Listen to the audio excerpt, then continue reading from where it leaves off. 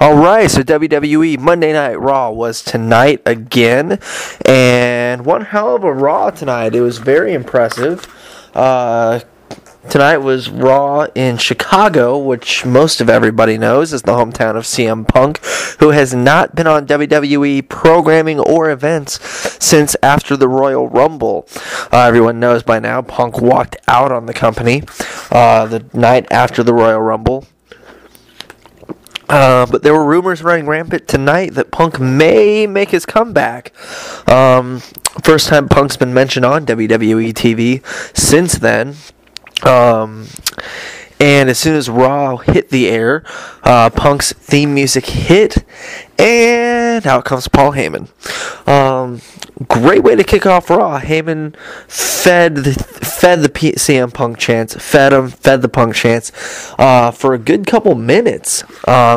Looked like he was pulling a face move there for a while, telling the crowd that doesn't Punk deserve more than that, telling the story about how Punk came in and no one wanted him there, how he proved everyone wrong, and then said that Punk was not there tonight, which led to the boos and led to Paul Heyman bringing out Brock Lesnar. Lesnar said something to the crowd about how nobody in the back can beat him, blah, blah, blah, blah, blah, blah. Same thing Lesnar says every week, every time he's on programming. And as him and Heyman are walking up the ramp, out comes Mark Henry again. Henry's coming at Lesnar and Heyman and ready to make a statement. And then Brock Lesnar F5s Mark Henry through the announce table. Again, great way to kick off Raw. With power, with intensity. At this point, it looks like Raw may be taking a turn for the better. Last week was a great Raw. This week, up to a good start. Next up, we've got the Usos, the New Age Outlaws for the WWE Tag Team Championships. Everyone's hoping the Usos are going to win this. Everyone loves the Usos. They're fun. They're exciting. Not that the Outlaws aren't, but the Usos are probably the premier tag team in WWE right now. They've been long overdue for the tag team titles, I think, and I'm sure most people will agree with me on that. Great match. Great first match to Raw. I cannot stress this enough. The chemistry between the Usos and the Outlaws has been impeccable and outstanding. It's been a great storyline. It's been great to watch, and it's been fun. And finally, for once, WWE does not drag a storyline through the mud and through the dirt. They ended it at a good point. As always, great high-flying match. Finally, the Usos get what they deserve. The Usos win the Tag Team Championships. It had everything you could want from an Usos match and from an Outlaws match.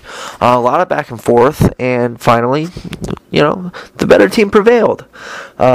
Next up, we go backstage, see the Divas drooling over Aaron Paul, blah, blah, blah, blah, blah. No one cares about the Divas right now. They're kind of the down point in the WWE. The division is improving, but still a lot, ways to go. Next match, Big E versus Cesaro. Great match, kind of. As Cesaro is picking up momentum, Jack Swagger comes in, drops a Swagger bomb on Big E. Big E wins by disqualification. After the match, Cesaro obviously pissed off. He's talking to Zeb. Fight, argument, it's obvious that Cesaro is pissed off, and it's very clear that a real American split is coming in the near future. Thank God. I have always hated that tag team, and it doesn't even make sense. Cesaro's not even from America. Why the fuck is he in the Real Americans? Come on. Next up, we got the long-anticipated rematch between the Shield and the Wyatt family, rematch from Elimination Chamber. Thank God the WWE is doing something with these two tag teams and making a good storyline. The Usos and Outlaws storyline has been fun. But the Shield and Wyatt family, probably the best faction rivalry storyline since the Ministry, the Corporation. The WWE's always had good factions, but up until recently, hasn't really done much with them. It hasn't really been a powerful faction in a while. Not in my book, at least. And it's good to see a fresh one without them having to keep bringing back the NWO and DX to get a pop. Of course, this is going to be a good match. They're not going to... Well, I mean, maybe they would fuck it up. They have everything else so far with creative. But this match lived up to a rematch's reputation and rematch's hype. Lots of back and forth, lots of high flying, lots of power, lots of violence, a lot of physicality. The high point of the match, Seth Rollins walks out on Dean Ambrose and Roman Reigns. He's had enough of the drama. He's had enough of Dean Ambrose's antics. As Dean Ambrose is crawling to the corner to make the tag, Seth Rollins leaves, walks up the ramp. Roman Reigns walks after him. "What are you doing?" he says. He's had enough. Roman Reigns goes back to save Ambrose. It's getting, from now to the end of the match, it's Reigns and Ambrose versus all three Wyatts. This is when the insanity really ensues. You got Bray Wyatt going after Reigns, throwing him over the table, and throwing Ambrose into the steel post. Long story short, Wyatts win the match with the Sister Abigail on Dean Ambrose. The Shield split is pretty much there. It's happening right now. It's fun to watch. Obviously, they're building up a Roman Reigns face storyline. They have been for about 2-3 months now. It's good that they're doing something creative with the Shield instead of just letting them do the same thing week after week after week, month after month after month, pay-per-view after pay-per-view after pay-per-view. Next, we got a backstage interview with Batista and Renee Young. Batista basically says that the S Movement is the dumbest thing he's ever seen, and how Daniel Bryan is not who should be a face and not who should be the guy, and how he's just a superhero and a regular guy, and how the company's gone downhill ever since he came back. Which is true. Ever since he came back, the company's been downhill. No one wants to see him. From here, it's announced that the Outlaws and Usos are going to have a rematch on Main Event Tuesday night, live on the WWE Network. After this, we got Santino and Emma against Fandango and Summer Rae. Who cares? Christian versus Sheamus follows that up with yet another good match. Sheamus defeats Christian. Great match. Backstage, Christian attacks Sheamus for winning, ambushed him, attacked him from behind, yelling that he warned him not to underestimate him. Referees come in and break it up. Next, we got the Bellas versus Oksana and Alicia Fox. Again, no one cares. Daniel Bryan comes to the ring, says he's not going to leave the ring until either Batista comes down to fight him, or until Triple H comes down and answers him and gives him a match at WrestleMania against Triple H. Triple H and Stephanie come down. Big promo. Good promo. Triple H telling Daniel Bryan to get out of his ring. Daniel Bryan saying it's not his ring, it's the people's ring. And Bryan's not leaving, so Stephanie calls for Kane to come down. As soon as Kane gets to the ring, Bryan attacks him, beats the holy hell out of him. This doesn't get old. I mean, it's always fun to see Kane get the shit kicked out of him. Anybody in authority in the WWE, it's always fun to see them get the holy hell beat out of them. Stephanie calls for security. Security takes Bryan out. Stephanie yells to stay out. I'm not sure why, because Bryan's got a match against Batista later on in the night in the main event. Anyway, after this, it's announced that Kane and Daniel Bryan are going to face each other on main event. Hopefully it's the last time, because I don't know about you guys, but I'm getting sick and tired of seeing Kane versus Daniel Bryan. It's cool, but I mean, Kane's always in the suit pants and the tank top. At least if you're going to fight, at least bring out the mask and the gear. And also, what happened to Kane not being able to put his hands on any WWE superstars? That went out the window. I'm not sure why. That would have been a much better storyline with Bryan, pushing Kane and pushing Kane and pushing him and pushing him, antagonizing him, and Kane not being able to do anything about it. That would be a better storyline, I think. But then again, what do we know? After this, we got Del Rio and Ziggler. Ziggler comes out in a Mustang. As his music hits, Aaron Paul comes out of the driver's seat to the loud pop. Also, we don't see much of Aaron Paul. He's the guest host, and we saw him kind of like Hulk Hogan and Betty White. We saw them for maybe a segment. That's it. Hopefully when the Muppets co-host Raw and guest host Raw, we will see them for the whole show, because that's always a great show when the Muppets are on. Anyway, Ziggler wins with the quick 1-2-3, coming out of the cross arm breaker, and from Del Rio, great short match. It's always fun to see Ziggler, even though he oversells fucking everything.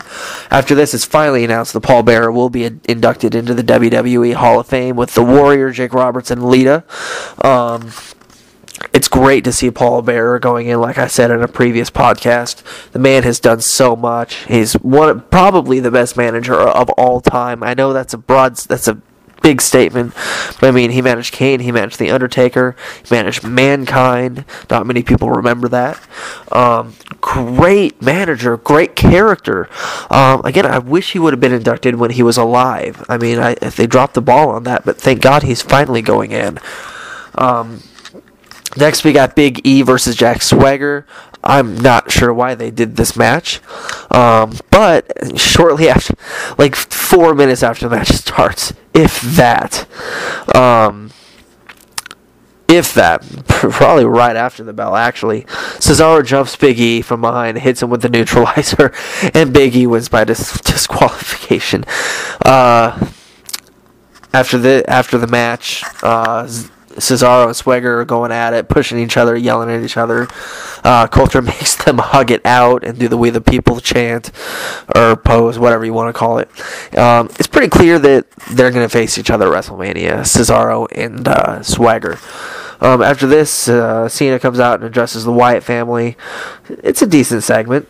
Obviously, it's a time filler and a segment filler, but good segment between the Wyatt family and Cena. Obviously, the Wyatts are up on the Tron, on the big screen. It's always good when the Wyatts cut a promo, especially Bray. The man, he writes his own promos, and the man is just a character. It's awesome to see. I wasn't sure what I thought of the Wyatts when they first came out and first debuted. They've really grown on me. It's kind of like a fucked up ministry, almost. This, we got an Alexander Rusev and Lana segment.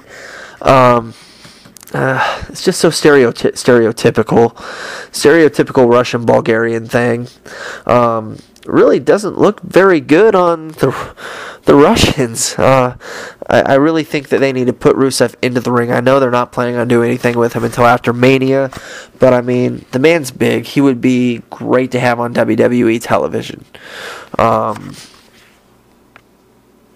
But after this, we got Hulk Hogan thing, whatever. Hogan not going to wrestle. After this, we got Batista and Daniel Bryan as the main event. Good match, back and forth. It's always going to see Daniel Bryan beat the holy hell out of somebody bigger than him. Obviously not realistic at all, but still fun to watch. During the match, the Authority comes out with Kane, Stephanie, and Triple H. And as soon as he sees Kane, Daniel Bryan goes at him. Triple H comes in.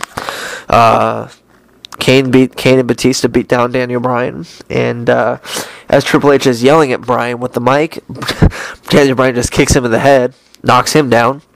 And at this point, Triple H comes in, pedigrees Daniel Bryan. And as Raw's going off the air, Stephanie and Triple H and Kane doing the yes movement with the arms in the air, and that's it. Raw goes off the air as Triple H says he's getting tired of the fantasy crap and all that good stuff. Overall, great Raw. I mean, how many ways can they screw over Daniel Bryan and make his life a living hell? Hopefully this is building up to something. If they don't do anything with Daniel Bryan and they just keep on screwing him over, fans aren't going to keep watching. Fans will give up. They are getting restless. Granted, there's not as much patience as there used to be with the WWE Universe and the fans. But still, they need to do something with Daniel Bryan. Rumored for WrestleMania right now, they're saying that there's a good chance that they could put Triple H and Daniel Bryan in a match with the stipulation that Daniel Bryan wins. He gets put into the World Heavyweight Championship match, into a triple threat, and wins that. That would be great. They're also rumoring, obviously, Swagger and Cesaro. They were talking Goldust and Cody Rhodes. Those two haven't been on Raw for... I don't remember if they were on there last week, but they've got the week off this week, apparently, and who knows what's going on with that. Usually, if you're a top guy, you're going to be on TV every week. So we'll see what happens with Cody and Goldust. Right now, WrestleMania does not look very good. A bunch of things people don't want to see. We were hoping The Undertaker would be on Raw tonight. He wasn't there. We were hoping for something better than Batista and Orton in the main event at WrestleMania. So far, that's what we've got.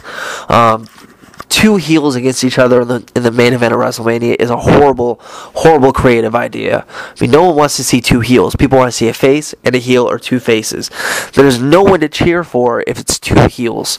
The fans are going to hijack that match. Batista's ego is going to get in the way. He's going to get pissed off. Orton's ego is going to get in the way. He's going to get pissed off. We're going to get a bad match. Granted, the Undertaker-Lesnar match is intriguing to a lot of people, but I do think people wanted to see Daniel Bryan and The Undertaker. I would like to see Kane and The Undertaker, with The Undertaker going after Kane for how, corrupt Kane has gotten, to put Kane in his place. That would be great. Nobody really cares to see Bray Wyatt and John Cena. That's just a bad decision. Why not put Cena and Bryan against each other, or put Bray against The Undertaker? Or something like that. I mean, there's so many things, there's so much potential they have for WrestleMania. It just doesn't look like they're doing what they need to do with it. But then again, they're creative, they're WWE, they must have a plan. We hope they have a plan. We're the fans, we're the ones that are watching. We don't see what's going on behind the scenes, so for all we know, they could have something planned completely different to what we're seeing. Obviously, no CM Punk on Raw tonight, which is, that's a damn shame. I mean, so unfortunate, that whole thing with CM Punk. If they would have just used him well, used him to his potential, he wouldn't have left. But, I mean, they stopped pushing him. And after that Heyman CM Punk storyline, they just dropped him, it seems like, and weren't doing much. He had the same CM Punk thing week after week, and he got bored.